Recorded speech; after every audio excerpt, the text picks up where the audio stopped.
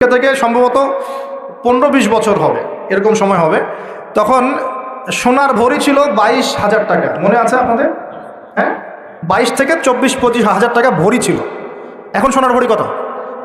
1 লাখ টাকা 80,000 টাকা। আচ্ছা, এখন মনে করেন, বুঝেন, ভালো করে বুঝেন, মনে করেন এখন আমি 1 লাখ টাকা দিয়ে 1 ভরি সোনা কিনলাম, ঠিক আছে? বুঝতে পারতেছেন? 1 লাখ টাকা দিয়ে 1 ভরি সোনা কিনলাম, কিনে আমি সোনাটাকে রেখে দিলাম আমার স্ত্রীর কাছে, যে তুমি এটা রাখো, তোমার কাছে রেখে দাও, 4-5 বছর 10 বছর রেখে দাও। আর আপনি 1 লাখ টাকা দিয়ে সোনা কেনেন নাই, আপনি 1 লাখ টাকাটা 1 লাখ টাকাই রেখে দিয়েছেন, ঠিক আছে? দুজন ব্যক্তি, একজন, আমি একটু বোকা মানুষ, এই জন্য আমি কী করছি, 1 লাখ টাকা দিয়ে 1 ভরি সোনা কিনে বাসায় রেখে দিয়েছি, আমার স্ত্রীর কাছে আছে মনে করেন। এখন আপনি অনেক চালাক মানুষ, আপনি মনে করেছেন না এগুলোর দরকার নাই, তা আমি 1 লাখ টাকা ক্যাশই রেখে দিই। এখন 10 বছর পর আপনারটা বের করবো, আমারটা বের করবো। 10 বছর পর আপনারটা আপনি বের করেন, আমারটা আমি বের করি, দেখবেন আমার ওই এক ভরি সোনার দাম 1 লাখ টাকা থেকে হয়ে গেছে 2 লাখ টাকা, আর আপনার ওই 1 লাখ টাকা 10 বছর পর হয়ে গেছে 80,000 টাকা, 70,000 টাকা, বা আরও কম। তাহলে কে চালাক কে বোকা? এখানে এই পুরো মনিটরি সিস্টেমটা দিয়ে পুরো বিশ্ব জুড়ে, এটা বৈশ্বিক সংকট, পুরো বিশ্ব জুড়ে মানুষের টাকা, শ্রম, এগুলো লুটে পুটে খাওয়া হচ্ছে। এটা হলো ওয়ালা তাবখাসুন নাসা আশিয়াহুম, মানুষের সম্পদ অন্যায়ভাবে ভোগ করো না। এগুলা ইসলামিক কারেন্সি না, এগুলো বোঝাতে এখন ওলামায়ে কেরামদেরকেও বোঝাতে হয় যে এগুলো ইসলামিক কারেন্সি না। রাসূল সাল্লাল্লাহু আলাইহি ওয়াসাল্লামের সময় দিনার আর দিরহাম ছিল। আপনাদেরকে মনে আছে আসহাবুল কাহাফ 309 বছর ঘুমিয়েছিল? কত বছর? 309 বছর গুহায় ঘুমিয়ে ঘুম থেকে উঠে বলছে আমরা ক্ষুধার্ত, যাও বাজারে যাও, রুটি নিয়ে আসো। পকেট থেকে কিছু মুদ্রা দিলেন, ওই মুদ্রা নিয়ে এই ছেলেগুলো চলে গেল, গিয়ে খাবার রুটি কিনে নিয়ে আসলো। 309 বছর ঘুমানোর পরেও ওই মুদ্রার মান কমে যায় নাই, কমে গিয়েছিল। তাহলে ওই মুদ্রা কিসের ছিল? কাগজের না অন্য কিছুর? এগুলো মুদ্রা, এগুলো হচ্ছে ইসলামিক মুদ্রা। তো ইসলামিক কারেন্সির বিষয়টা কি, এর মান কখনো পড়ে যাবে না। ইসলামিক কারেন্সির মান কখনো পড়ে যাবে না, কারণ টাকার মান পড়ে গেলে আপনার শ্রমটা চলে যায়। ওই যে 1 লাখ টাকা হয়ে গেল 70,000 টাকা, তার মানে 30,000 টাকা শ্রম আপনি হারিয়ে ফেলেন। ওই 30,000 টাকা কামাই করতে হয় নাই, কামাই করার জন্য এই পাথর ভাঙতে হয় নাই, কষ্ট করতে হয় নাই, কত কষ্ট করতে হয়েছে, তারপরে আপনি 30,000 টাকা পেয়েছেন। এমন মান যদি গায়েব হয়ে যায়, তার মানে আপনার শ্রম তো চলে গেল। আর আমি যদি আপনাকে বলি, ভাই আমার খেতে কাজ করেন 1 মাস, বেতন হলো 30,000 টাকা, আপনি 1 মাস কাজ করলেন, 1 মাস কাজ করার পরে আমি বললাম টাকা দিতে পারবো না, আমাকে আস্ত রাখবেন না পিটাবেন? এটা জুলুম হবে কি না? কিন্তু এভাবেই বিশ্ব থেকে মানুষের সম্পদ আস্তে আস্তে গায়েব, কোথায় যে গায়েব হয়ে যাচ্ছে। আসলে যখন এখানে একটা পাত্র, এখানে একটা পাত্র আছে, এখান থেকে পানি নিয়ে আমি এখানে ঢাললাম, তাহলে কোনো জায়গা থেকে পানি গিয়ে কোনো জায়গাতে পড়লো নাকি? নাকি পানিটা বাতাসে গায়েব হয়ে গেছে?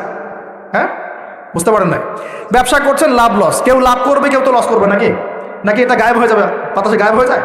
তার মানে যে সম্পদগুলো বিশ্ববাসী হারাচ্ছে, এগুলো কোনো এক শ্রেণীর কাছে গিয়ে জমা হচ্ছে। কাদের কাছে গিয়ে জমা হচ্ছে এটা বোঝেন, এখন নিজেই বোঝেন। বিশ্বের দিকে তাকায় দেখেন, বিশ্বের কোন অংশ ধনী হচ্ছে আর কোন অংশ গরিব হচ্ছে, দেখেন। কে বোঝাবে এগুলা? ইকোনমিক্স নিয়ে পড়াশোনাই বা করে কয়জন, আর বোঝেই বা কয়জন? আর এগুলো কোরআন সুন্নাহর সাথে মেলাই বা কয়জন? তো ওয়ালা তাবখাসুন নাসা আশিয়াহুম, এই যে আয়াতটা গভীর আয়াত, তোমরা মানুষের সম্পদ অন্যায়ভাবে লুটে পুটে খেও না, যেটা এখনকার বিশ্বের সুন্নত হয়ে গেছে। এই 3টা পাপের সাথে আরেকটা পাপ ছিল ওয়াউফুল কাইলা ওয়াল মিজান, এই তোমরা ভালো করে মাপে ওজন ঠিক করে দিবে। কারণ শুআয়ব আলাইহিস সালামের কম ওজনে কম দিত, এখন ব্যবসায়ীরা করে না, ওজনে কম দেয়, মিথ্যা কসম করে পণ্য বিক্রি করে, বলে আল্লাহ কসম ভাই টাটকা জিনিস খান, 3 দিনের বাসি জিনিস খাওয়ায়, করে না এগুলো? বলে খাঁটি ফ্রেশ জিনিস এখন নিয়ে আসলাম বাজার থেকে, অথচ এটা ফরমালিন বাইরে পচায় পচায় মানুষকে খাওয়াচ্ছে। যে খাবার খেলে মানুষের রোগ ভালো হইতো, সেই খাবার খেলে মানুষ এখন অসুস্থ হয়ে যাচ্ছে। কার কারণে হচ্ছে? মাছে ভেজাল, মাংসে ভেজাল, গবাদি পশুতে ভেজাল, চালে ভেজাল, প্লাস্টিকের চাল বের হয়েছে, বেরোনি? প্লাস্টিকের চাল, ডিমও নতুন নতুন ডিম বের করছে, ডিম ম্যানমেড ডিম, মানুষ বানিয়েছে ডিম। আপনারা গ্রামাঞ্চলের মানুষ হয়তো বোঝেন কিনা, কিন্তু শহরে এগুলো খুব চলে, 2 নাম্বারই খুব বেশি। কোনটা খাঁটি কোনটা ভেজাল আপনি খুঁজতে মনে হবে যে মৌমাছির মতো খুঁজতে হচ্ছে। রুট লেভেল থেকে খাবার নিয়ে আসতে হয়, একদম রুট লেভেল থেকে, না হলে বিশ্বাসই হয় না যে খাবারটা খাঁটি না ভেজাল। মাংসে ভেজাল, মাছে ভেজাল, আপনার চালে ভেজাল, ডালে ভেজাল, সবখানে ভেজাল। এই ভেজালগুলো কারা করতেছে? মুসলিমরা না অমুসলিমরা? আস্তাগফিরুল্লাহ। দেখছেন?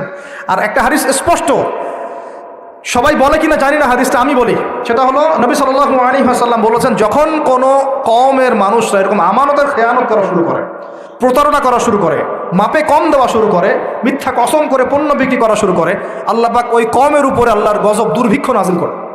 সমকালীন যে বিষয়গুলো চলছে, তার মধ্যে অন্যতম একটা হচ্ছে আল্লাহর গজব। আল্লাহ পাকের পরীক্ষা, আল্লাহ পাকের শাস্তি, আল্লাহর গজব আমরা এখন চোখে দেখতে পাচ্ছি। আজকে আলোচনা শুরু করব একটু ভিন্নভাবে, একটা সম্প্রদায়ের কথা দিয়ে আলোচনা শুরু করতে চাই। বিসমিল্লাহির রহমানির রহিম। আল্লাহ রাব্বুল আলামিন পবিত্র কোরআনুল কারীমে বেশ কয়েকটা জায়গায় একটা সম্প্রদায় বা একটা কওম, একটা জাতির কথা বলেছেন। তার নাম হচ্ছে কওমে মাদিয়ান। কি নাম? কওমে মাদিয়ান। এই কওমে মাদিয়ানের নবী ছিলেন শুআয়ব আলাইহিস সালাম। কি নাম ছিল? শুআয়ব আলাইহিস সালাম। তিনি নবী মূসা আলাইহিস সালামের সমসাময়িক নবী ছিলেন। মূসা আলাইহিস সালাম তার মেয়েকে বিয়ে করেছিলেন। নবী মূসা আলাইহিস সালাম যখন যুবক, তখন একদিন তিনি দেখছেন রাস্তায় দুজন লোক ঝগড়া করছে। তো একজন তার গোত্রের, আর একজন হচ্ছে ফেরাউনের বাহিনীর। তো মূসা আলাইহিস সালাম তার গোত্রের, যে তার জাতের, তার সাথে তার পক্ষ নিলেন, নিয়ে ফেরাউনের ওই সৈন্যর গালে বা দেহে একটা ঘুষি দিয়েছিলেন, একটা ঘুষি মাত্র। তো কোরআন বলছে যে সেই এক ঘুষিতেই সেই ব্যক্তি মারা গেছে। ঠিক আছে? ওয়াকাযাহু, মূসা আলাইহিস সালাম তাকে একটা ঘুষি দিলেন, ফাকাদা আলাইহি, এতেই তার মৃত্যু হয়ে গেল। পরের দিন আবার একই ঘটনা ঘটছে। মূসা আলাইহিস সালাম দেখছেন আবার সেই ব্যক্তি আরেকজনের সাথে লড়াই করছে। তখন তিনি আবার তাকে বাঁচাতে গেলেন। তখন সেই ব্যক্তি বলছে, গতকাল কিন্তু তুমি একজনকে ঘুষি মেরে হত্যা করেছো, আজকে কি আবার আমাকে হত্যা করতে চাচ্ছ? তখন এক ব্যক্তি খবর নিয়ে আসলো, মূসা এখান থেকে পালাও, কারণ ফেরাউনের বাহিনী তোমাকে ধরতে আসছে, কারণ তারা মনে করে তুমি একজনকে হত্যা করেছো। তখন মূসা আলাইহিস সালাম মিশর থেকে চলে গেলেন, হিজরত করলেন। এই মিশর থেকে হিজরত করে তিনি এই শুআয়ব আলাইহিস সালামের কওমে মাদিয়ান এখানে চলে গিয়েছিলেন। এখানে তিনি একটা গাছের নিচে বসেছিলেন। বসে তিনি দেখলেন যে কিছু মানুষ গবাদি পশুদেরকে পানি পান করাচ্ছে, আর দূরে দুটো মেয়ে দাঁড়িয়ে আছে। তো মূসা আলাইহিস সালাম তাদেরকে গিয়ে বললেন, আপনারা দাঁড়িয়ে আছেন কেন? তখন সেই দুটো মেয়ে মূসা আলাইহিস সালামকে বললেন যে আমরা দুর্বল, যতক্ষণ না তারা তাদের পশুদেরকে পানি পান করিয়ে চলে যাচ্ছে ততক্ষণ পর্যন্ত আমরা পানি পান করাতে পারি না। তখন মূসা আলাইহিস সালাম, তিনি শক্তিশালী ছিলেন, বিশ্বস্ত ছিলেন, তিনি তাদের হয়ে পশুদেরকে পানি পান করালেন। এবার সেই মেয়ে দুটো বাসায় চলে গেল। বাসায় চলে গিয়ে কিছুক্ষণ পর মূসা আলাইহিস সালাম আবার সেই গাছের নিচে বসে আল্লাহর কাছে একটা দোয়া করছেন। কি দোয়া? আল্লাহ পাক কোরআনে বলছেন, নবী মূসা আলাইহিস সালাম বলেছিলেন, রব্বি, হে আমার রব, ইন্নী লিমা আনজালতা ইলাইয়া মিন খায়রিন ফাকির। হে আল্লাহ, তুমি আমার প্রতি যে নেয়ামত বর্ষণ করবে, তুমি আমার উপর যে অনুগ্রহ বর্ষণ করবে, আমি তার জন্য ভিখারি হয়ে বসে আছি। সুবহানাল্লাহ। কারণ এখন মূসা আলাইহিস সালাম ফেরারি মানুষ, মিশর থেকে চলে আসছেন, না এখানে আছে খাবার, না আছে বস্ত্র, না আছে বাসস্থান, না আছে কোনো আত্মীয় স্বজন, একাকী। তখন তিনি গাছের নিচে বসে এই দোয়া করছেন, রব্বি ইন্নী লিমা আনজালতা ইলাইয়া মিন খায়রিন ফাকির। হে আল্লাহ, আমার উপর তুমি যে নেয়ামতগুলো দিবে এর জন্য আমি ভিখারি হয়ে বসে আছি। সুবহানাল্লাহ। ঠিক ওই সময় ওই দুই মেয়ের একজন মেয়ে হেঁটে হেঁটে মূসা আলাইহিস সালামের কাছে আসলেন, এবং তাদের হাঁটার বর্ণনা আল্লাহ পাক কোরআনে দিয়েছেন যে তারা লাজুক ভঙ্গিতে হেঁটে আসলেন। সেই মেয়ে লাজুক ভঙ্গিতে হেঁটে আসলেন। এখনকার মেয়েদেরকে এই হাঁটা কে শিখাবে যে মেয়েদেরকে লাজুক ভঙ্গিতে হাঁটতে হয়? লজ্জা শরম তো সেই কবেই উঠে গেছে। তো একটা ভালো কাজ করার পরে মূসা আলাইহিস সালাম গাছের নিচে বসে আল্লাহর কাছে দোয়া করছেন। এই জন্য ভালো কাজের ওসিলা দিয়ে আল্লাহর কাছে দোয়া করতে হয়। এই যে আমরা দোয়া করতে চাই আল্লাহর কাছে, দোয়া করার বিভিন্ন সময় আছে, গুরুত্বপূর্ণ সময় আছে, পদ্ধতি আছে। পদ্ধতির সময় বুঝে দোয়া করলে ইনশাল্লাহ দোয়া ডাইরেক্ট কবুল হবে ইনশাআল্লাহ। আর তিনটা জিনিস খেয়াল রাখতে হবে। এক, ওই ইবাদত যেন আল্লাহ সন্তুষ্টির জন্য হয়। দুই, সেটা যেন নবী সাল্লাল্লাহু আলাইহি ওয়াসাল্লামের পদ্ধতি অনুযায়ী হয়। এবং তিন, আপনার রিজিকটা যেন হালাল থাকে। এই তিনটা বিষয় ঠিক থাকলে ইনশাআল্লাহ তাআলা দোয়া কবুল হবে ইনশাআল্লাহ। তো মূসা আলাইহিস সালাম দোয়া করলেন, সাথে সাথে ফল আসলো। ওই মেয়ে হেঁটে হেঁটে চলে আসলেন, এসে বললেন, আমার বাবা আপনাকে ডাকছেন, আমার বাবা আপনাকে ডাকছেন। এই কথার অর্থ যারা অ্যাডাল্ট তারা বুঝতে পারবেন। এখন মূসা আলাইহিস সালাম তার সাথে গেলেন, গিয়ে দেখলেন তার বাবা হচ্ছেন একজন নবী, যার নাম হচ্ছেন শুআয়ব আলাইহিস সালাম, যার কথা বলছেন। তার বাবার নাম কি? শুআয়ব আলাইহিস সালাম। এখন শুআয়ব আলাইহিস সালাম তিনি মূসা আলাইহিস সালামকে বলছেন, কি ঘটনা তোমার, আমাকে বলো। তখন মূসা আলাইহিস সালাম তাকে সব ঘটনা বললেন। এখনও কিন্তু মূসা আলাইহিস সালাম নবী হন নাই, এখনও কিন্তু তার কাছে ওহী আসেনি। ঠিক আছে? এখন তিনি তার ঘটনা খুলে বললেন যে আমি বনু ইসরাইলের মানুষ, ফেরাউনের ঘরে বড় হয়েছি, একদিন রাস্তায় ঘটনা ঘটলো, তারপরে আমাকে তারা ধাওয়া করে আজকে এই জায়গায় আমি চলে আসলাম। এখন শোয়াইব আলাইহিস সালাম বলছেন যে এখানে ভয়ের কিছু নাই, তুমি এখানে নিরাপদ, এখানে কেউ তোমার কোনো ক্ষতি করবে না ইনশাআল্লাহ।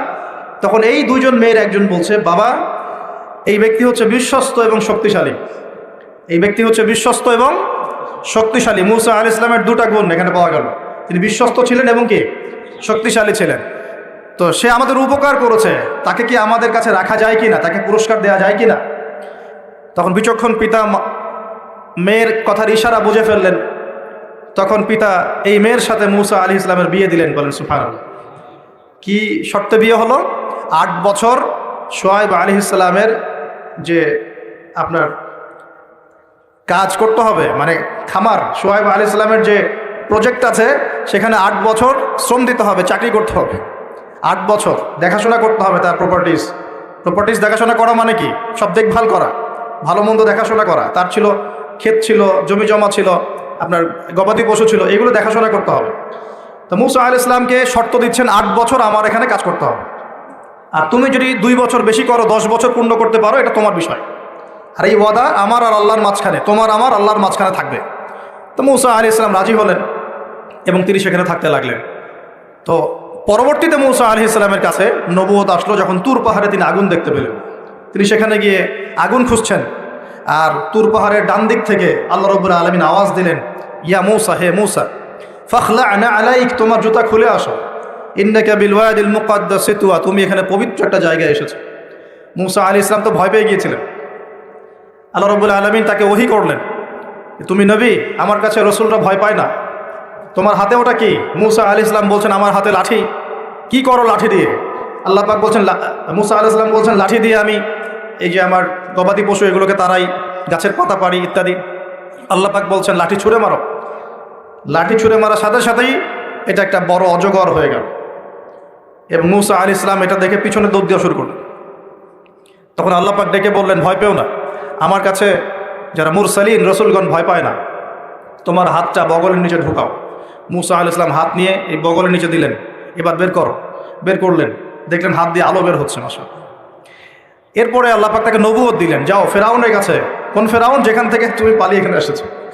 ফেরাউনের কাছে গিয়ে ইযহাব ইলা ফিরআউনা ইন্নাহু তাগা, ফেরাউনের কাছে যাও, গিয়ে বলো যে সে সীমা লঙ্ঘন করেছে।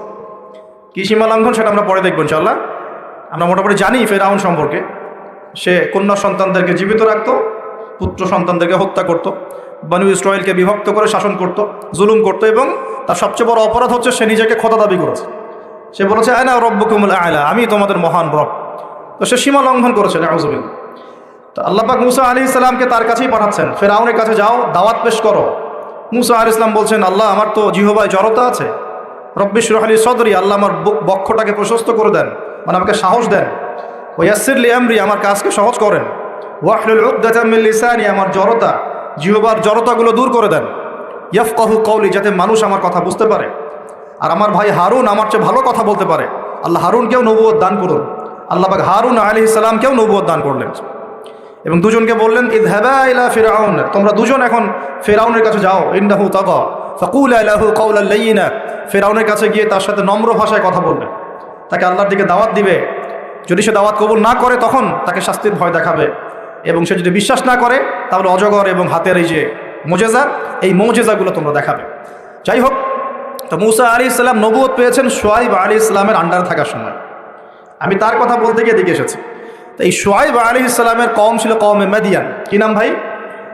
একটু বুঝবেন জিনিসটা, কওমে মাদিয়ান। তো এটা আসহাবুল আইকাও বলা হয়, তাদেরকে আসহাবুল আইকাও বলা হয়, কিন্তু এই জায়গাটার নাম ছিল কওমে মাদিয়ান, মাদিয়ান উপত্যকা। এখন শোয়াইব আলাইহিস সালাম খুব চমৎকার একজন বাগ্মী ছিলেন। বাগ্মী বলতে যিনি খুব সুন্দর করে কথা বলতে পারেন। আছে না এমন কিছু মানুষ সমাজে যারা খুব সুন্দর করে কথা বলতে পারে? তো শোয়াইব আলাইহিস সালাম নবীদের মধ্যে চমৎকার করে কথা বলতে পারতেন, এবং তার সাথে যুক্তি তর্কে কেউ পারত না। তিনি চমৎকার করে যুক্তি তর্ক উপস্থাপন করে সমাজের মানুষকে বোঝাতেন। আলহামদুলিল্লাহ, আমরা দোয়া করে আল্লাহ পাক সেই গুণাবলী আমাদের মধ্যে দান করুক। এখন তার কওমের সমস্যা ছিল কি? 1 নাম্বার সমস্যা ছিল, তার কওম আল্লাহর সাথে শিরিক করত। 1 নাম্বার কি করতো ভাই? শিরিক মানে হচ্ছে আল্লাহর একত্ববাদের সাথে অংশীদার সাব্যস্ত করা। মনে রাখবেন, তার কওম 1 নাম্বার কি অপরাধ করত? শিরিক করত। 2 নাম্বার কুফর, শিরকের সাথে সাথে তারা কুফরি করত। আল্লাহ রাব্বুল আলামিন অনুগ্রহগুলোকে, নেয়ামতগুলোকে অস্বীকার করত। 3 নাম্বার, এই দুটোর পাশাপাশি ওদের অপরাধ ছিল যে তারা মাপে কম দিত। কি করত? মাপে কম দিত। 3 নাম্বার। 4 নাম্বার, ওরা অন্যের সম্পদ, মানুষের সম্পদ অন্যায়ভাবে 2 নাম্বারই করে লুটে পুটে খাইত। এই 4টা ছিল ওদের মেজর অপরাধ। কয়টা অপরাধ? এই 4টা মারাত্মক মেজর অপরাধ। এখন আসেন এদের কি পরিণতি হলো সেটা বলার আগে আমরা এই পাপগুলো নিয়ে একটু আলোচনা করি। এই পাপগুলো নিয়ে একটু আলোচনা করি সংক্ষিপ্ত করে। মাদিয়ান কওমের সর্বপ্রথম অপরাধ ছিল তারা আল্লাহর সাথে শিরিক করত, মানে আল্লাহ পাকের তাওহীদের সাথে অংশীদার সাব্যস্ত করত। এখন এই শিরিকটা কিন্তু প্রত্যেক যুগেই নবীদের সময় হয়েছে, এবং আমাদের নবী মুহাম্মদ সাল্লাল্লাহু আলাইহি ওয়াসাল্লাম তার জামানাতেও কিন্তু আবু জেহেল, আবু লাহাব, উতবা, সায়বা এরা কিন্তু শিরিক করেছে। এখন এই শিরিকটাকে নবী সাল্লাল্লাহু আলাইহি ওয়াসাল্লাম খুব সহজ করে ভাগ করে দিয়ে গেছেন। আমরা যদি কোরআন এবং হাদিসটা ঘাটাঘাটি করি আমরা দেখব যে শিরিকটা আসলে 3 প্রকার হয়। এই তাওহীদ এবং শিরিকটা 3 প্রকার হয়। একটা হলো একত্ববাদ, যেমন 3 প্রকার হয়, শিরকও 3 প্রকার হয়। যেমন আল্লাহ পাকের তাওহীদ একত্ববাদ যেমন 3 ভাগে ভাগ করা যায়, শিরিকটাকেও 3 ভাগে ভাগ করা যায়। যেমন তাওহীদকে আমরা ভাগ করি একভাবে, তাওহীদে রুবুবিয়্যাত, তাওহীদে উলুহিয়্যাত এবং তাওহীদে আসমা ওয়া সিফাত। এই 3 ভাগে আমরা ভাগ করি। ঠিক একইভাবে শিরিকটাও 3 ভাগে হয়।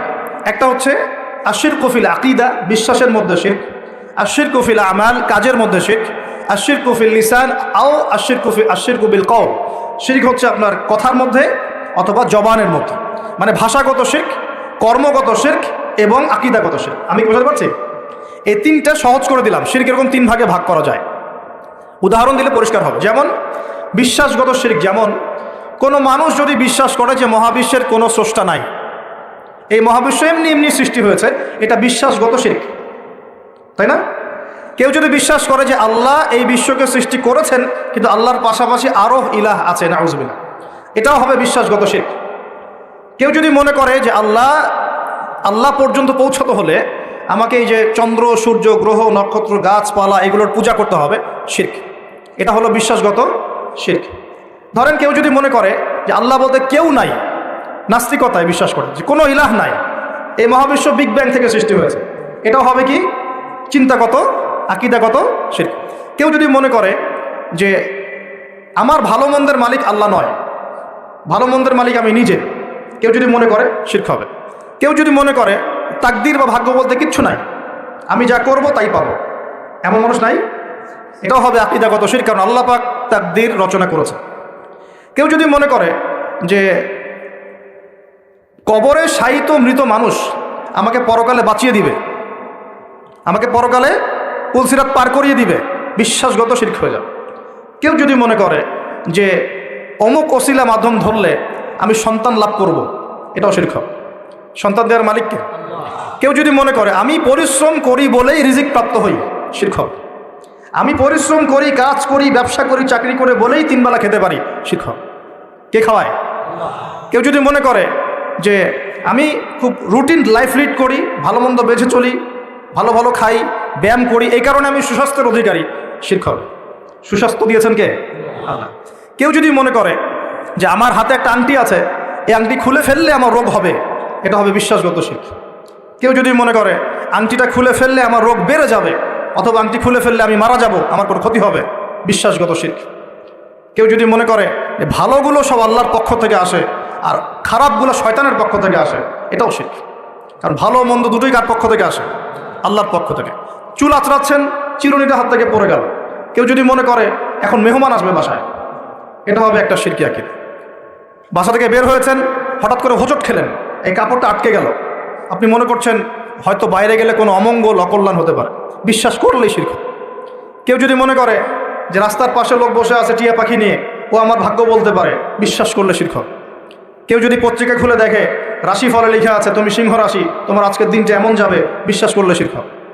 কেউ যদি হাত দেখায় জ্যোতিষীকে, দেখিয়ে বলে যে আমার ভবিষ্যৎ বলে দেন, আমার কয়টা বিয়ে হবে, কয়টা বাচ্চা হবে, কেউ যদি বিশ্বাস করে তাহলে শিরক হবে। এরকম অসংখ্য শিরক হতে পারে, আমি বলে শেষ করতে পারবো না, যেগুলো মানুষের চিন্তার সাথে সম্পৃক্ত। কিসের সাথে সম্পৃক্ত?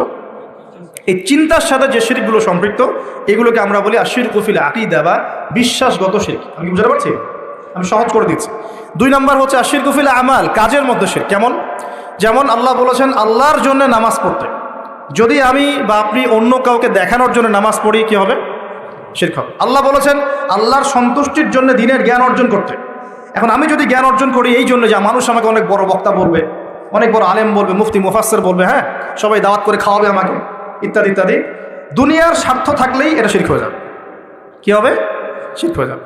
আল্লাহ পাক বলেছেন যে আল্লাহ রাব্বুল আলামিনকে সেজদা করতে। এখন আমরা যদি কোনো জড় পদার্থকে সেজদা করা শুরু করি কি হবে? যদি কোনো মানুষকে সেজদা করি, যদি কোনো মৃত মানুষকে সেজদা করি, আচ্ছা এটা ক্লিয়ার রাখবে নাকি? আল্লাহ পাক বলেছেন আল্লাহর জন্য কুরবানি করতে, ফাসল্লি লিরাব্বিকা ওয়ানহার। আল্লাহর জন্য কুরবানি করি আমরা, অন্য কারোর জন্য করি? যদি আল্লাহ ছাড়া অন্য কাউকে সন্তুষ্ট করার জন্য কেউ কুরবানি করে কি হবে? শিরক হবে। আল্লাহ বলেছেন দান সদকা করতে আল্লাহর সন্তুষ্টির জন্য। এখন আমি দান সদকা করলাম, বড় একটা ফুটানি যে আমাকে মানুষ বড় দানবীর বলবে, এরকম বিশ্বাস করলে, মনের মধ্যে নিয়ত থাকলেই শিরক হয়ে যাবে। হজ করতে বলেছেন আল্লাহ পাক আল্লাহকে সন্তুষ্ট করার জন্য। এখন আপনি হজ করে আসলেন এবং টাইটেল লাগিয়ে বেড়াচ্ছেন আমি অমুক আলহাজ হাজি সাহেব, ঠিক আছে? মানুষ আমাকে আলহাজ বলবে, হাজি সাহেব বলবে, মানুষ আমাকে তখন ভোটটা দিবে, ভোটের সময় তখন আমাকে মানুষ ভোটটা দিবে। ওই স্বার্থ যদি থাকে শিরক হয়ে যাবে। আমি বুঝাতে পারছি না মনে হয়? ইবাদত বন্দেগীর ক্ষেত্রে যদি আল্লাহর সন্তুষ্টি ছাড়া অন্য কারো সন্তুষ্টি উদ্দেশ্য থাকে শিরক হয়ে যাবে। বুঝতে পারছি কি? আচ্ছা, যেমন নজর মানত করতে হয় কার জন্যে? আল্লাহর জন্য। আপনি যদি অন্য কাউকে সন্তুষ্ট করার জন্য নজর মানত করেন কি হবে? শিরক হবে। আল্লাহ রাব্বুল আলামিন তার কাছে দোয়া করতে বলেছেন। এখন আপনি যদি অন্য কারো কাছে দোয়া করা শুরু করেন, চাওয়া শুরু করেন কি হবে? আল্লাহ পাক আল্লাহর জন্য কুরবানি করতে বলেছেন। কিছু মানুষ জিনদের জন্য কুরবানি করে এখনও সমাজ মধ্যে, জিনকে বশ করার জন্য, তাবে করার জন্য এবং জিন কেন্দ্রিক জাদুবিদ্যার চর্চা করার জন্য মানুষ জিনদের সামনে কুরবানি করে এখনও। পার্বত্য অঞ্চলগুলো ঘুরলে আপনারা দেখতে পারবেন। এবং মানুষ জাদুবিদ্যার চর্চাও করে। কেউ যদি কুফরি, তন্ত্রমন্ত্র, এইসব জাদুবিদ্যার চর্চা করে শিরক হয়ে যাবে। এরকম প্রচুর কাজ আছে যেগুলো আমলগত শিরক, কাজগত শিরক। একটা গেল চিন্তাগত শিরক, একটা গেল কি কাজগত, আমলগত শিরক। আরেকটা হতে পারে কথায়, লিসান বা জবানে, আল কওল ফিল কওল, কথা, জবান, এগুলোর মধ্যে শিরক হতে পারে। যেমন এই যে যদি আপনাকে জিজ্ঞাসা করি ভাই কেমন আছেন, তো বললো যে আপনার দোয়ায় ভালো আছে, আপনার দোয়ায় ভালো আছে। যদি বলতেই হয় বলতে হবে আলহামদুলিল্লাহ আপনার দোয়ায় ভালো আছে, আলহামদুলিল্লাহ আল্লাহর সন্তুষ্টি, আল্লাহর ইচ্ছা, অতঃপর আপনার দোয়ায় ভালো আছে। জিজ্ঞাসা করছি আপনার মা কেমন আছে, যদি কেউ বলে মা খুব অসুস্থ ছিল, ভাগ্যিস একজন ভালো ডাক্তার পেয়েছিলাম, না হলে মাকে বাঁচানো যেত না, কথা বলার সাথে সাথেই শিরক হয়ে গেছে। বুঝতে পারছেন না মনে হয়? কেউ যদি বলে যে আগামীকাল বৃষ্টি হবে, আগামীকাল বৃষ্টি হবে, এখনও কিন্তু বৃষ্টির কোনো আলামত দেখা যাচ্ছে না, এমনি বললো যে আগামীকাল বৃষ্টি হবেই, বলার সাথে সাথে কী হবে?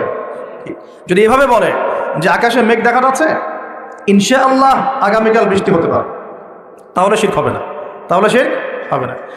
আপনি কি করবেন? ইনশাআল্লাহ আমি আগামীকাল এই কাজটা করব, আমি আগামীকাল এই অমুক কাজটা করব, এই কথাটা বললে শিরকের গন্ধ থাকবে। যদি বলেন ইনশাআল্লাহ আমি আগামীকাল এই কাজ করব, তাহলে ঠিক আছে। এরকম অনেক। নাম কি? বলছে আমার নাম শাহিন শাহ। নাম কি? শাহিন শাহ মানে রাজাদের রাজা, রাজাদের রাজা। কে রাজাদের রাজা? নামগত শিরক হয়ে গেছে। অনেক সময় আমরা নাম নিয়ে অনেক মশকরা করি না, বলি যে কি মফিজ, হ্যাঁ, তারপরে অনেক বিভিন্ন নাম বলি, খালেক, এই খালেক, এই মফিজ, এইভাবে নাম ধরে টাকা যাবে না। আপনি সম্মানের সাথে বলতে হবে আব্দুল খালেক। কি বলতে হবে? আব্দুল খালেক। খালেক ও কি সৃষ্টিকর্তা নাকি সৃষ্টিকর্তার বান্দা? কোনটা? এরকম কথায় আমরা প্রচুর শিরক করি। অনেকে তো পলিটিক্যালি বলেন জনগণই সমস্ত ক্ষমতার উৎস, তাই না? এই শব্দ শোনে নাই মনে হয়? জনগণ সমস্ত ক্ষমতার উৎস। আল্লাহ পাক সূরা মুলকে কি বলছেন? তাবারাকাল্লাযী বিয়াদিহিল মুলক, তাবারাকাল্লাযী, বরকতময় সেই সত্তা যার হাতে সমস্ত ক্ষমতা। কুলিল্লাহুম্মা মালিকাল মুলক, মুলকের মালিক কে? রাজত্বের মালিক কে? রাজত্বের মালিক জনগণ, আল্লাহ। যদি আল্লাহ রাব্বুল আলামিনের বিধিবিধানগুলোকে, আল্লাহ পাকের বিধিবিধানগুলোকে কেউ মনে করে যে না এই বিধিবিধানগুলো এখন চলে না, আগে চলতো, এটা বলার সাথে সাথে শিরক হয়ে গেছে। বুঝতে পারছেন না মনে? আল্লাহ পাকের বিধিবিধানগুলো এখন চলে না, আগে চলতো, ওই যুগে চলতো, এই যুগে চলে না, বলার সাথে সাথে শিরক হয়ে গেছে। কেউ যদি এই যে ইসলাম নিয়ে ঠাট্টা মশকরা করে, এই এরা তো মৌলবাদী, এরা তো ধর্মান্ধ লোকজন, এই যে টিটকারি মস্কারি, এই টিটকারি মস্করা করার সাথে সাথেই শিরক হয়ে গেছে। আল্লাহ পাক সূরা তওবায় বলেছেন এটা কুফরিও হয়েছে, শিরকের সাথে সাথে কুফরিও হয়েছে। এরকম অনেক ব্যাপার আছে। আমরা বলি যে আমরা যা বিধান দিচ্ছি এই বিধান আল্লাহর বিধানের চাইতে ভালো, এরকম কেউ মনে করলে বললেই শিরক হয়ে যাবে। শিরকের সাথে কুফরিও হয়ে যাবে, দুটোই হয়ে যাবে। যদি বলে না আল্লাহর বিধানের চেয়ে বেশি ভালো না, কিন্তু আল্লাহর বিধানের সমান, সমান বললেও শিরক হয়ে যাবে, কুফরি হয়ে যাবে। আমি কি বুঝতে পারছি ভাই? মানে কথার মধ্যে প্রচুর শিরক করি আমরা, এখন প্রচুর শিরক করি। সবচেয়ে মারাত্মক এই হচ্ছে শিরকের পাপ। কারো আমল নামায় যদি শিরকের পাপ না থেকে অন্য যে কোনো পাপ থাকে, আল্লাহ তার নবীকে ওয়াদা করেছেন সেই পাপ মাফ করে দেব ইনশাআল্লাহ। আল্লাহ পাক মেরাজের আলোচনা হচ্ছিল মনে একটু আগে, তো মেরাজের রাতে আল্লাহ পাক নবী সাল্লাল্লাহু আলাইহি ওয়াসাল্লামকে 3টা স্পেশাল গিফট দিয়েছেন। কয়টা? 3টা স্পেশাল গিফট দিয়েছেন, 3টা হাদিয়া তোফা। প্রিয় নবীকে ভালোবেসে, আমাদের নবীকে আল্লাহ পাক সবচেয়ে বেশি ভালোবাসেন না? এক, তোমার উম্মতের উপর 50 ওয়াক্ত নামাজ, যেটা কমতে কমতে কমতে কমতে কত আসছে? 5। আর কমানোর জন্য কোন নবী ফোর্স করছিলেন? নবী মুসা আলাইহিস সালাম, যার কথা একটু আগে বলছিলাম। কারণ তিনি বলছিলেন যে আমার উম্মতের উপর 2 ওয়াক্ত নামাজ ফরজ ছিল, সেটাই উম্মত ঠিক মতো আদায় করতে পারতো না। 5 ওয়াক্ত নামাজ আপনার উম্মত পারবে না, রাসূলুল্লাহ আপনি যান আরো কমিয়ে নিয়ে আসেন। মুসা আলাইহিস সালাম দূরদর্শিতা ছিল না তার? আসলে দেখেন তো আমাদের সমাজে 5 ওয়াক্ত নামাজ কতজন পড়ে? আসলে কি বেশিরভাগ মানুষ নামাজি না বেশিরভাগ মানুষ বেনামাজি, কোনটা? তাহলে ওনার দূরদর্শিতা কিন্তু ঠিক ছিল। এগুলোকে গায়েবের খবর বলে না। ওই যে বললাম আকাশে মেঘ জমেছে, আকাশে মেঘ জমেছে, এখন আপনি ছাতা নিয়ে বাসা থেকে বের হয়েছে, এটা কি আপনি গায়েবের খবর জানেন? আপনি বসির আছে, আপনার দূরদর্শিতা আপনি দেখতে পাচ্ছেন। ফেরেশতারা কি বলেছিল? আতাজআলু ফিহা মান ইউফসিরু ফিহা ওয়া ইয়াসফিকু দিমা। আল্লাহ আপনি পৃথিবীতে এমন কাউকে পাঠাতে যাচ্ছেন, পৃথিবীতে গিয়ে ফিতনা ফাসাদ সৃষ্টি করবে আর রক্তপাত ঘটাবে। মানুষ সেই কাজ পৃথিবীতে করছে কিনা? তার মানে কি ফেরেশতারা গায়েবের খবর জানে না? তাদের বসিরা, কারণ এই কাজটা আগে জিন জাতি করেছিল। তো যেটা বলছিলাম, একটা হচ্ছে 50 ওয়াক্ত নামাজ। 2 নম্বর, আল্লাহ পাক সূরা বাকারার শেষের 3টা আয়াত দিয়েছেন। কয়টা আয়াত? কোনো বর্ণনা এসেছে 2টা আয়াত, আর কোনো বর্ণনা আছে শেষের 3টা আয়াত। লিল্লাহি মা ফিস সামাওয়াতি, এখান থেকে ফানসুরনা আলাল কওমিল কাফিরিন পর্যন্ত এই 3টা আয়াত যে ব্যক্তি রাত্রেবেলা পড়ে ঘুমাবে, সারা রাত ইবাদত করার নেকি পাবে ইনশাআল্লাহ। পারা যাবে না এটা পড়তে? আজকের লেকচার শোনার পরে যতদিন বেঁচে থাকবেন, একদিনও এই আয়াতগুলো না পড়ে ঘুমাবেন না ইনশাআল্লাহ। পারবেন তো ইনশাআল্লাহ? আলী রাদিয়াল্লাহু আনহু বলতেন, কোনো বুদ্ধিমান মানুষ রাতের বেলা এই 3 আয়াত না পড়ে ঘুমাতে পারে না। যার বুদ্ধি আছে সেটা না পড়ে ঘুমাইতে পারে না। কারণ এই 3টা আয়াত তেলাওয়াত করে ঘুমালে আপনি সারা রাত নফলের ইবাদত পাচ্ছেন, নেকি পাচ্ছেন। সারা রাত নফল ইবাদতের নেকি পাচ্ছেন, এবং রাতের বেলা যে জিন, হ্যাঁ, জাদু, কুফরি কালাম, দৃশ্য অদৃশ্যের যে ক্ষতিগুলো আছে, এই সব কিছু থেকে আল্লাহ আপনাকে হেফাজত করবে ইনশাআল্লাহ। অতএব এটা একটা গিফট আল্লাহ পাক দিয়েছেন মেরাজের রাতে। মেরাজ নিয়ে আলোচনা হয়, কিন্তু মেরাজের সবচেয়ে মূল জিনিসগুলো আমরা আমল করি না। মেরাজের রাতে এসেছে 5 ওয়াক্ত নামাজ, ওই নামাজই তো পড়ি না। আপনাকে আলোচনা আমি ধারাবাহিকভাবে শোনাই, কি করব? নামাজ তো আগে পড়তে হবে। তারপরে কোরআন দিয়েছেন আল্লাহ পাক, সূরা বাকারার শেষের 3 আয়াত। এতটুকু মুখস্থ করতে পারে না মুসলিম উম্মার যুবকরা। এদিকে একদম Bankimchandra, Sharatchandra, physics, chemistry, biology, ইতিহাস, সাহিত্য সব পড়ে শেষ করে ফেলেছে। হুমায়ুন আহমেদ, হুমায়ুন আজাদ পড়ে শেষ, হিমু হয়ে ঘুরে বেড়াচ্ছে রাস্তাঘাটে, কি তাই না?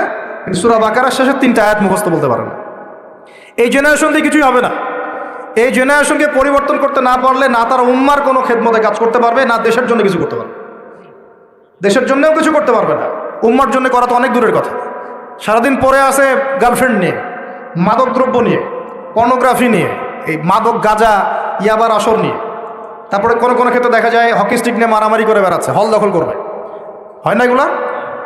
যুবকদের অধঃপতনের মূল কারণ হচ্ছে এখন মাদক, তারপরে মেয়ে, নারীর নেশা, পতিতাবৃত্তি, পর্নোগ্রাফি, গার্লফ্রেন্ড বয়ফ্রেন্ডে যে ফ্রি মিক্সিং, সামনে আবার ওই যে ভ্যালেন্টাইন্স নাকি আসবে, ওটার আলোচনা কালকে করবো ইনশাল্লাহ, আজকে না। তো এগুলো নিয়ে আমাদের যুব সমাজকে ব্যস্ত রাখা হয়েছে, অথচ এই যুবকরা এখন 5 ওয়াক্ত নামাজ, নামাজের হুকুম আহকাম, ওযুর নিয়ম কানুন, ফরজ, ওয়াজিব, সুন্নত, মুস্তাহাব, হ্যাঁ, ফিকহের মাসলা মাসাইল, কোরআন রিডিং পড়তে পারা, এই বেসিক জ্ঞানগুলো পর্যন্ত অর্জন করছে না। তাহলে কি তাদেরকে দিয়ে আমাদের উম্মার অগ্রগতি হবে বলে মনে হয়? হবে। যতদিন পর্যন্ত না তাদেরকে আমরা পরিবর্তন করতে পারছি না, ততদিন হবে না। যদি পরিবর্তন করতে পারি ইনশাআল্লাহ হবে। পরিবর্তন করা যাবে তো ইনশাআল্লাহ? আমরা রাজি আছি তো ইনশাআল্লাহ? যুব সমাজ ওয়াদা করতে পারেন তো ইনশাআল্লাহ যে আমরা সবাই কোরআন পড়া শিখব, 5 ওয়াক্ত নামাজ পড়ব, মাদকের ধার কাছেও যাব না, এবং এই মেয়েদের পিছনে ঘুরবো না, পর্নোগ্রাফি দেখব না, ঠিক আছে? এবং পশ্চিমা সংস্কৃতির ধাঁচে আমরা জীবনকে গড়ব না। আফসোস লাগে, প্রায়ই বলি কথাটা, উপর লেভেল থেকে শুরু করে বাথরুমের কমোড পর্যন্ত সবই এখন পশ্চিমাদের অনুকরণে চলছে আর কি। একদম আমাদের নবীজি বলেছেন, বাম পায়ে ভর দিয়ে ইস্তেঞ্জা করো। এখন আপনি বাথরুমে যাই কীভাবে করবেন ইস্তেঞ্জা? সব বাথরুম তো ইংলিশ, সব ইংলিশ। মানে এখন আমরা লন্ডন বানাতে চাই সব জায়গায়। যারা আমাদেরকে 200 বছর শাসন করলো, আমরা ওদের সুন্নত নিয়ে পড়ে আছি। 200 বছর শাসন করেছে, লাথি দিয়েছে আমাদের বাবাদের বুকের মধ্যে, আমাদের বাপ দাদাদের বুকে পিঠে পাশায় লাথি মারছে এই ব্রিটিশটাই। আর আমরা ওদেরকে এখন নম করি বসে বসে। চেহারা ওর মতো, চুল কাটছে ওর মতো। সিলেটেড আমি বেশি দেখি, চুলের কি কাটিং, সব লন্ডন কাটিং মাশাআল্লাহ। হ্যাঁ, সুন্নত নাই, বাবরি নাই। দেখবেন যে আপনি এদিক ছিলে রেখে দিয়েছে একদম গোল করে ঘুরে, মাঝখানে এত চুল আছে কেন? এই কাটিং কোত্থেকে আসলো? কোত্থেকে আসলো? কার সুন্নত ফলো করতেছো তোমরা? তোমরা কার সুন্নত ফলো করছো? তোমাদের কি মনে হয় যে নবী সাল্লাল্লাহু আলাইহি ওয়াসাল্লাম আনস্মার্ট মানুষ ছিলেন? আমাদের নবীর সুন্নত হচ্ছে ভালো কোনো সুন্নত হয়? তার রুচিবোধ কি আমাদের চেয়ে উন্নত ছিল না? তিনি সবসময় টিপটাপ পরিপাটি থাকতেন। কাপড় চোপড়, ওঠা বসা, চলাফেরা, কথাবার্তা, আতর সুগন্ধি ব্যবহার করা, তার বসত বাড়ি অলওয়েজ নিট অ্যান্ড ক্লিন, পরিষ্কার। আমাদের খুব দুঃখ লাগে এগুলো দেখলে, যে মুসলিমদের বাথরুমগুলো নোংরা হবে কেন?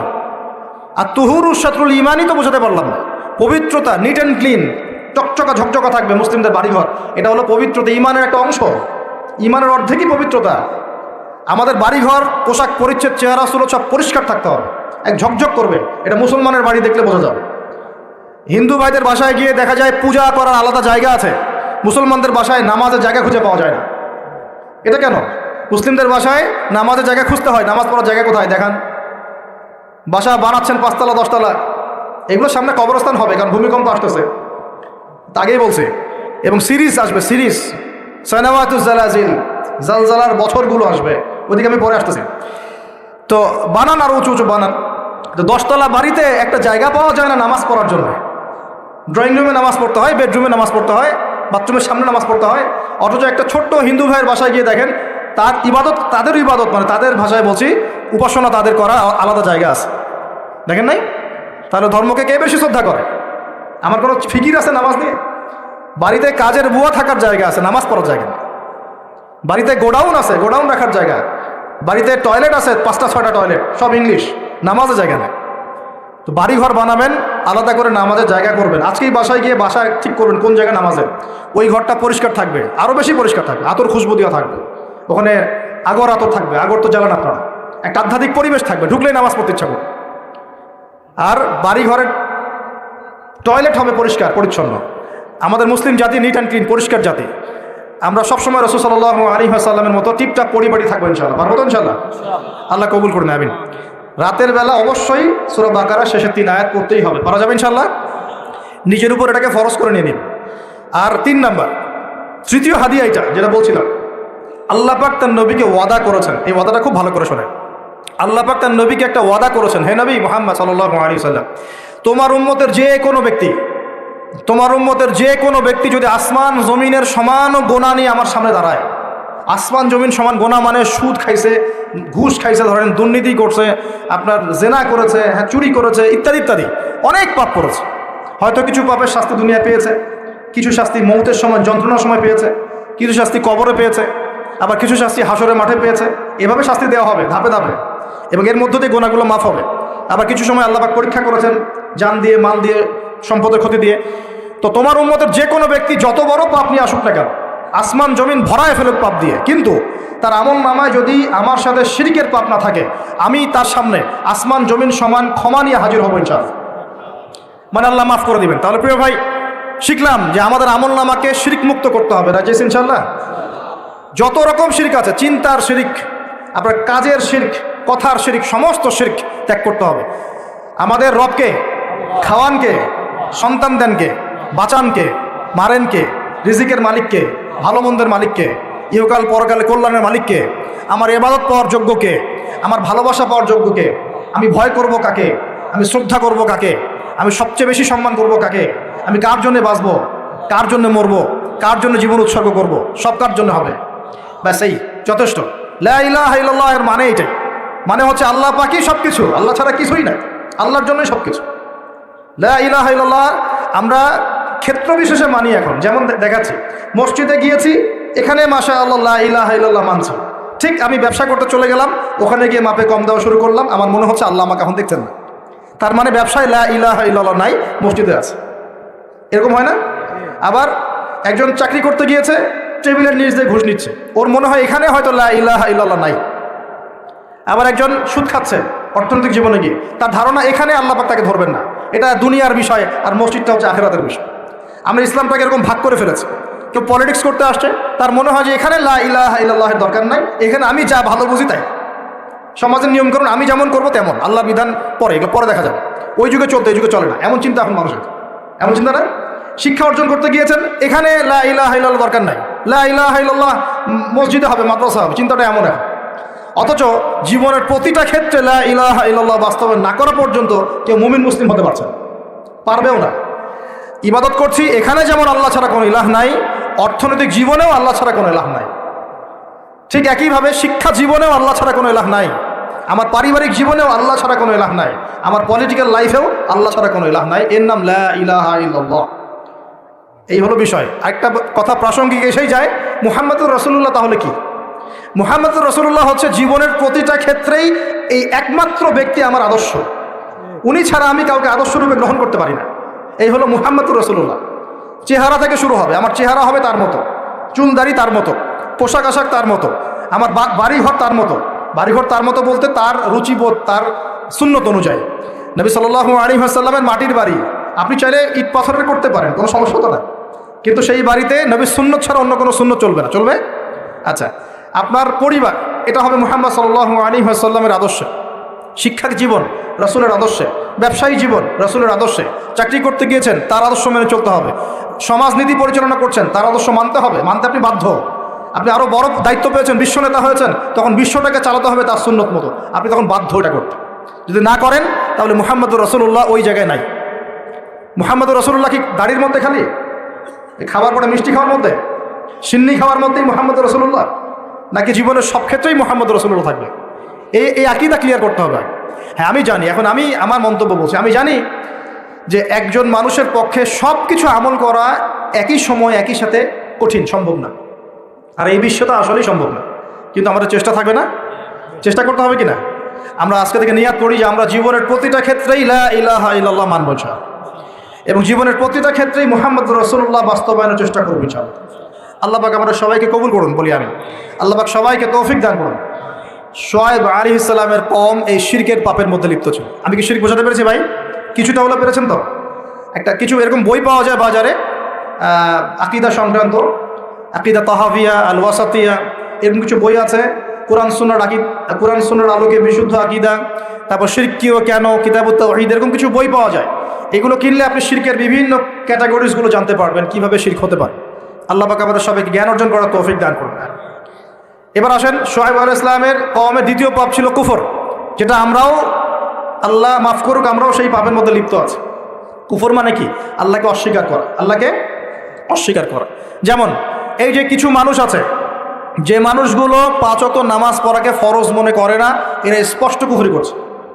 কে বলেছে?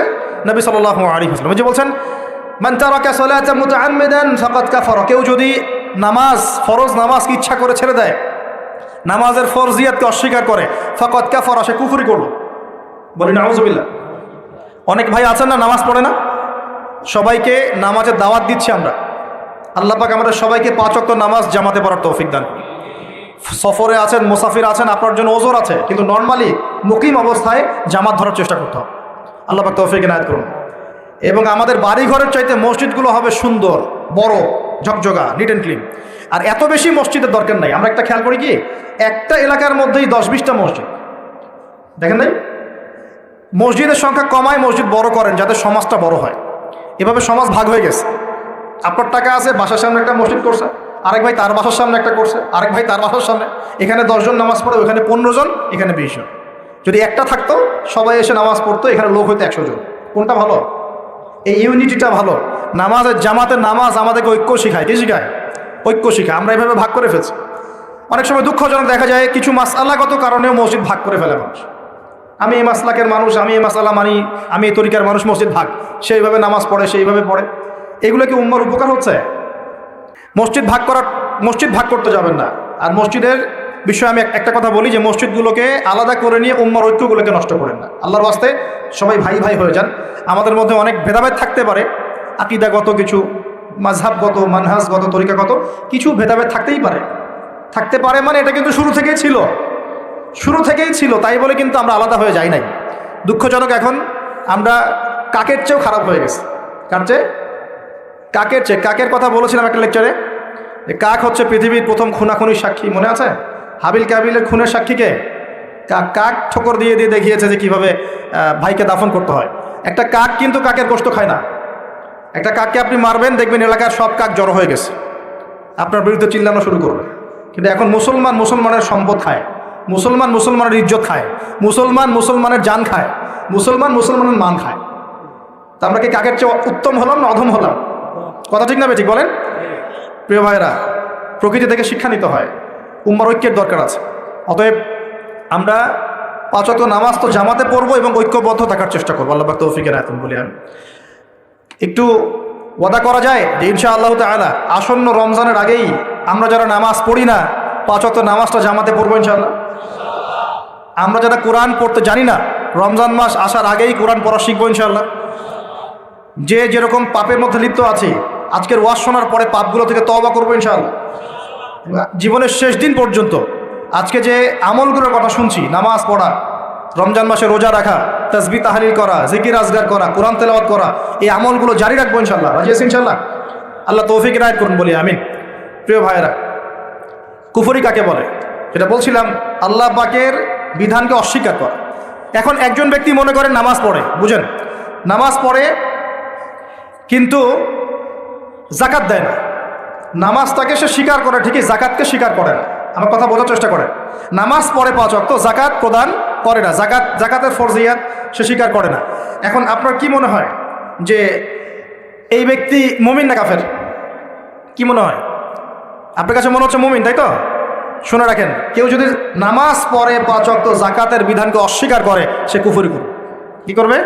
কুফরি করবে। এরকম অনেক পাপ আছে। কেউ যদি অন্যায়ভাবে কোনো মানুষকে হত্যা করে, এটাও একটা বিশাল পাপ। কেউ যদি আল্লাহ পাকের এই বিধান কোরআন এবং সুন্নাহ এর একটা আয়াতকেও কেউ যদি অস্বীকার করে, কুফরি হবে। আয়াত তো দূরের কথা, কেউ যদি কোরআন সুন্নাহর একটা শব্দকে অস্বীকার করে, কুফরি হবে।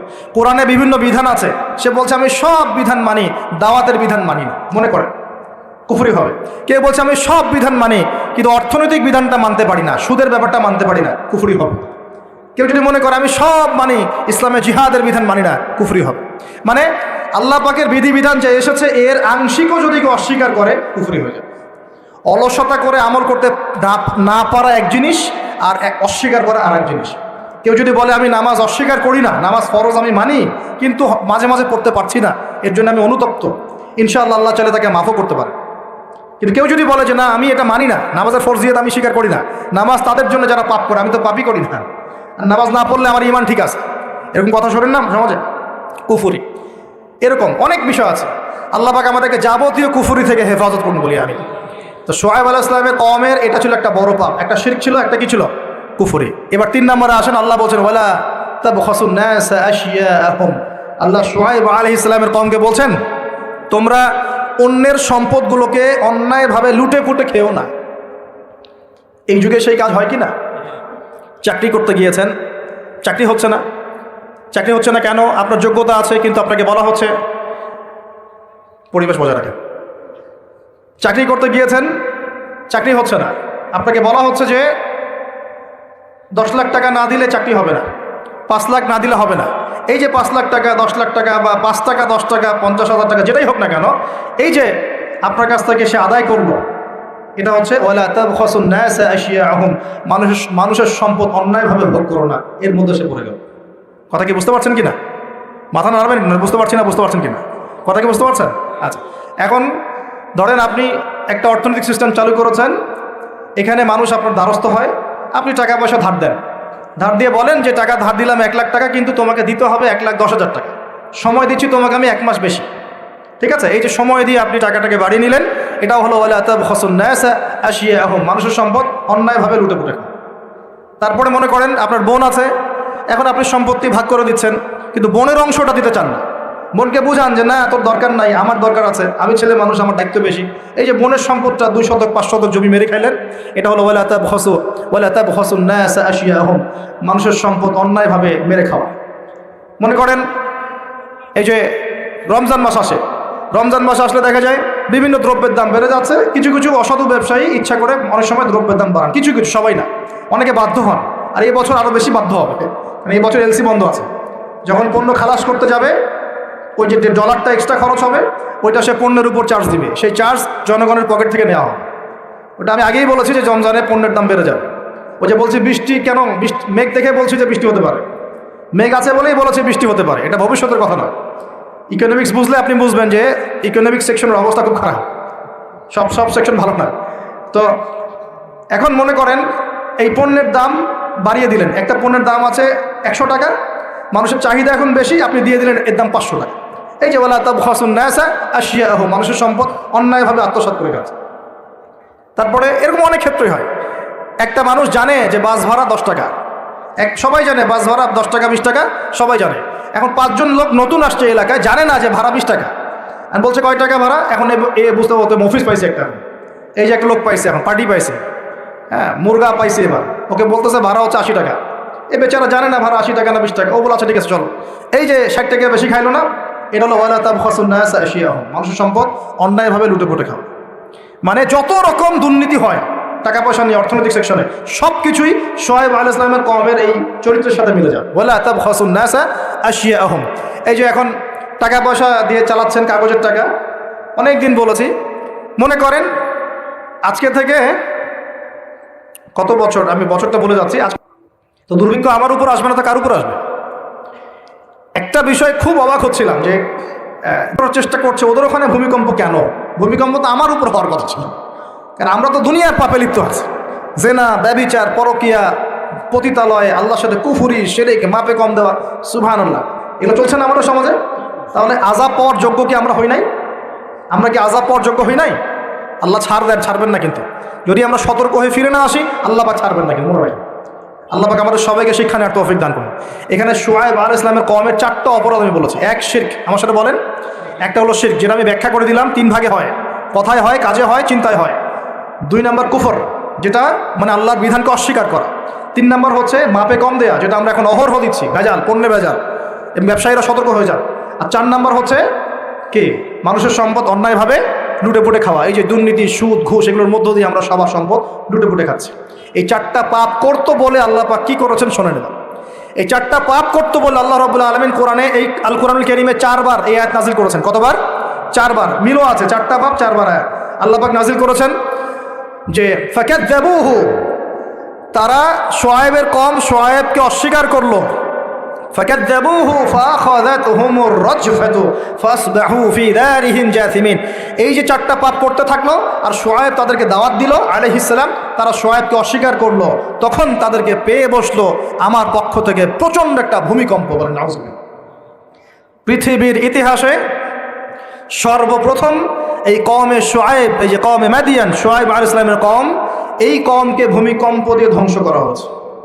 পৃথিবীর ইতিহাসে প্রথম কোন কওমকে ধ্বংস করা হয়েছে ভূমিকম্প দিয়ে? শুআয়ব আলাইহিস সালামের কওম, কওমে মাদিয়ানকে। কিভাবে? আল্লাহ পাক মেঘ দিয়েছেন, কালো মেঘ, তারা মনে করেছে খুব বৃষ্টি হবে, তারা সবাই এক জায়গায় জড়ো হয়েছিল।